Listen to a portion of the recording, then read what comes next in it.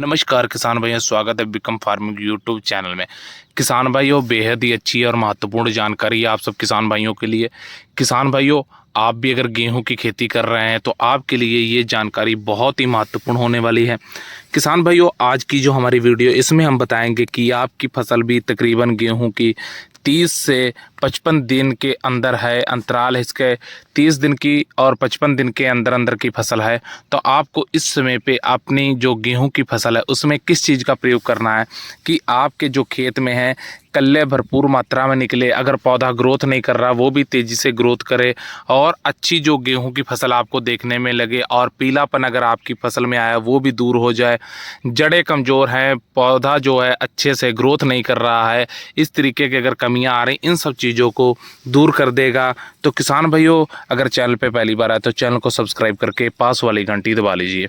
तो बढ़ते हैं वीडियो की तरफ। तो बात करते हैं किसान भाइयों, आज की जो हमारी वीडियो है, इस वीडियो में हम किस चीज़ की जानकारी दे रहे हैं। तो हम किसान भाइयों आपको बताएंगे NPK 19-19-19 NPK 19-19 के बारे में बताएंगे कि NPK 19-19 आखिर क्या चीज़ है और इसका हमें गेहूं की फसल में क्यों प्रयोग करना चाहिए। किसान भाइयों, होता क्या है कि हम जब गेहूं की बुआई कर देते हैं, उसके बाद जब हम पहली सिंचाई कर देते हैं तकरीबन 25 दिन के बाद, उस समय किसान भाइयों हमारी फसल में कई चीज़ें देखने को मिलती हैं। क्योंकि किसान भाइयों 25 से 55 दिन का एक ऐसा समय होता है कि जब हमारी फसल गेहूं की काफ़ी अच्छी ग्रोथ कर रही होती है और इसी समय के बीच अगर फसल अच्छी ग्रोथ करेगी, अगर इस समय के बीच फसल अच्छी ग्रोथ नहीं करती तो आगे चल के बहुत ज़्यादा हम उम्मीद नहीं रख सकते हैं, क्योंकि एक यही समय होता है ग्रोथ करने का। और आगे चल के अगर ग्रोथ नहीं करती तो हमें पैदावार पे काफ़ी बड़ा प्रभाव जो है देखने को मिलता है।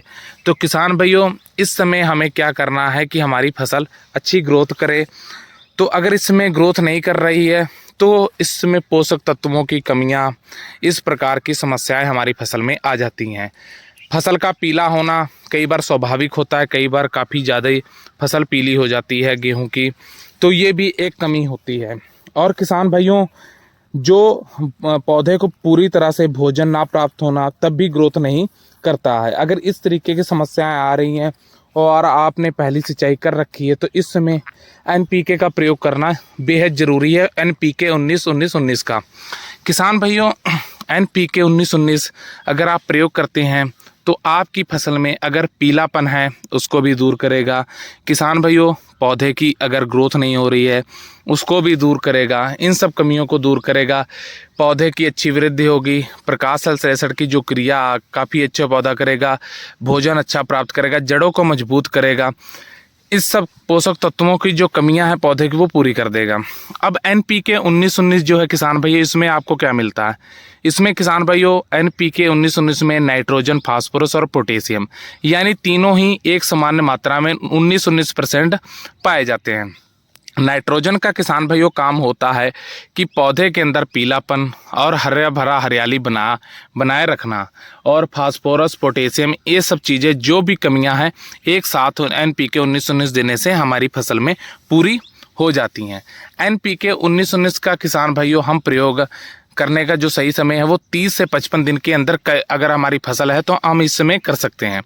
इसका प्रयोग करने के लिए किसान भाइयों आपको तकरीबन 1 किलो NPK 19-19-19 ले लेनी है। 130 से 150 लीटर पानी में इसका घोल बनाकर किसान भाइयों आपको प्रति एकड़ के हिसाब से स्प्रे कर देनी है।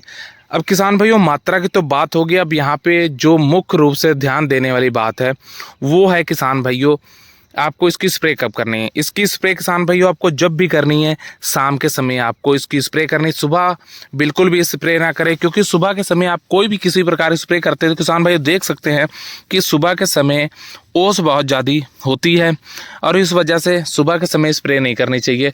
शाम के टाइम स्प्रे करें। किसान भाइयों, शाम के टाइम स्प्रे करते समय एक चीज़ का ध्यान रखें कि आपके खेत में प्राप्त तौर पे नमी होनी चाहिए, तभी आप NPK 19-19-19 का स्प्रे करें अच्छा रिजल्ट लेने के लिए।